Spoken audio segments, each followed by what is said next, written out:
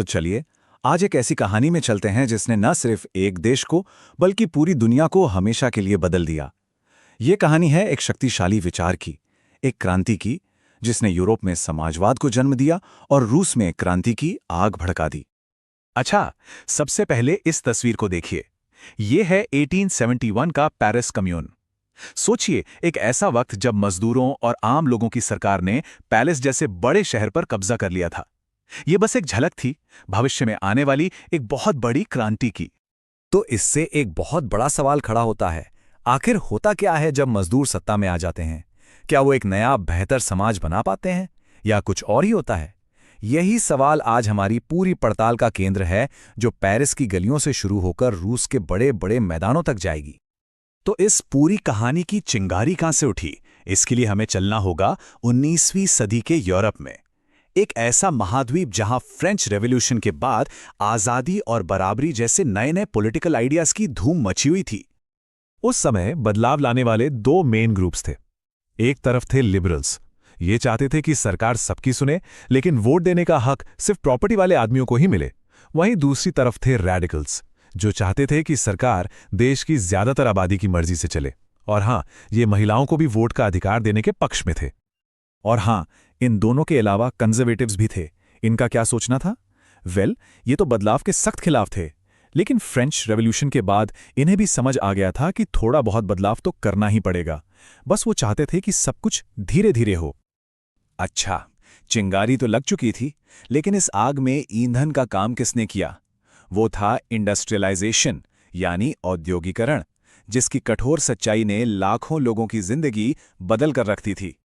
ये तस्वीरें देखिए, ये उस दौर की कड़वी सच्चाई हैं। इंडस्ट्रियलाइजेशन ने आदमियों, औरतों और यहां तक कि बच्चों को भी फैक्ट्रियों में धकेल दिया था।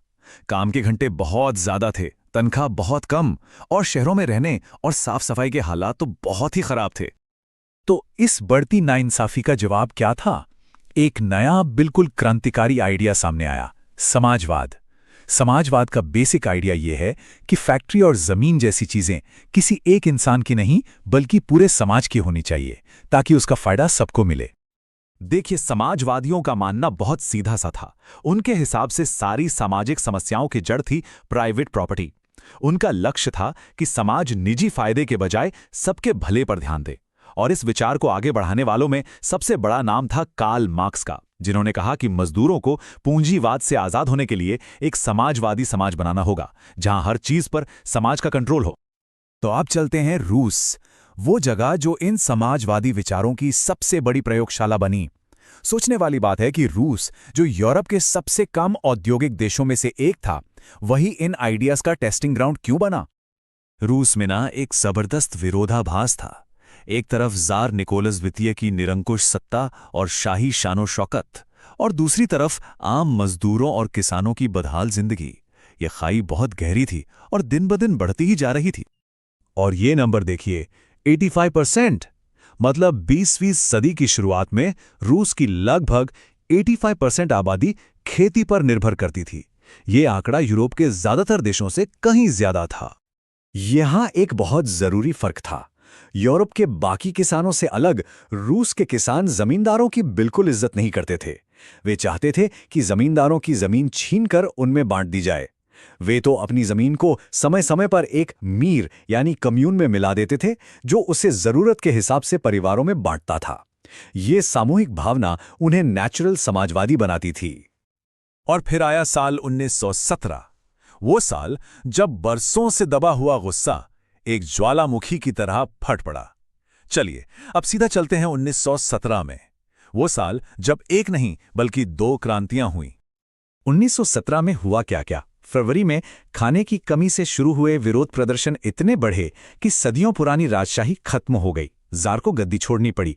अप्रैल में लेनिन वापस आए। गर्मियों तक किसानों ने जमीनों पर कब्जा करना शुरू कर दिया। और फिर 24 अक्टूबर को लेनिन के नेतृत्व में बोल्शेविकों ने सत्ता पर कब्जा कर लिया और रूस की कहानी हमेशा के लिए बदल गई।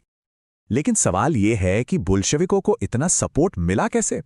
जवाब छिपा है लेनिन की अप्रैल थीसिस में। उन्होंने कुछ बहुत ही दमदार वादे किए। युद्ध खत्म करो, जमीन किसानों को दो और सारे बैंक सरकार के हवाले करो। ये सीधी लेकिन क्रांतिकारी मांगे थीं, जिन्होंने आम जनता को अपनी तरफ खींच लिया। तो जब बोल्शेविक पावर में आ गए, उसके बाद क्या हुआ? चलिए अब देखते हैं कि सोवियत राज्य को बनाने का वो उथल-पुथल वाला दौर कैसा था।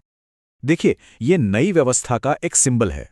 बोल्शेविकों ने बदलाव दिखाने के लिए सेना और अधिकारियों के लिए नई वर्दी डिजाइन की, जिसमें ये सोवियत टोपी बुदेनोव्का भी शामिल थी। लेकिन क्रांति के आदर्श और जमीनी हकीकत में हमेशा एक टकराव होता है। जरा इस बात को सुनिए। ये एक किसान का दर्द है जो जमीन के सामूहिकरण का विरोध कर रहा था। ये दिखाता है कि नया राज कितना जटिल और अक्सर कितना क्रूर था, जहां एक बेहतर भविष्य के नाम पर कई लोगों को बहुत बड़ी कीमत चुकानी पड़ी। अपनी पावर को मजबूत करने और एक समाजवादी समाज बनाने के लिए कई सख्त और अक्सर हिंसक कदम उठाए गए। देश में एक भयानक गृह युद्ध छिड़ गया। इंडस्ट्रीज और बैंकों पर सरकार ने कब्जा कर लिया। रूस एक दलीय देश बन गया, जहां सिर्फ कम्युनिस्ट पार्टी का राज था। और बाद में स्टालिन के जबरदस्ती सामूहिकीकरण कार्यक्रम ने किसानों को अपनी जमीन छोड़कर सरकारी खेतों में काम करने पर मजबूर कर दिया। अच्छा, ये तो हुई रूस की बात, लेकिन इस क्रांति का असर पूरी दुनिया पर क्या पड़ा? जरा बड़े पैमाने पर देखते हैं। और इस क्रांति की गूंज भारत तक भी पहुंची। ये जो इंडो सोवियत जर्नल है ना, ये उसी असर का एक सबूत है। रूस की इन घटनाओं ने जवाहरलाल नेहरू और रविंद्रनाथ टैगोर जैसे कई भारतीय विचारकों को प्रेरित किया। भारत में कम्युनिस्ट पार्टी बनी और सोवियत संघ के इस नए प्रयोग में लोगों ने गहरी दिलचस्पी दिखाई। तो कुल मिला के बात यह है कि यूएसएसआर ने समाजवाद को एक ग्लोबल पहचान दी। इसने एक पिछड़े, खेती पर निर्भर देश को एक बड़ी औद्योगिक और सैन्य शक्ति बना दिया। लेकिन इसकी एक दोहरी विरासत थी। ये दुनिया भर के मजदूरों के लिए उम्मीद का एक प्रतीक था, पर साथ ही एक ऐसा दमनकारी शासन भी था जिसने अपने ही लोगों से उनकी आज़ादी छीन ली। तो आखिर में एक बहुत गहरा सवाल सामने आता है जिस पर हमें सोचना चाहिए। आज़ादी, बराबरी जैसे आदर्शों से शुरू हुआ एक आंदोलन दमन और तानाशाही पर कैसे खत्म हो गया? एक बेहतर दुनिया बनाने का वादा इतनी बुरी तरह से गलत कैसे हो जाता है? ये एक ऐसा सवाल है जो हमें आदर्शों, सत्ता और इंसान के स्वभाव के बीच के जटिल रिश्ते पर सोचने को मजबूर करता है।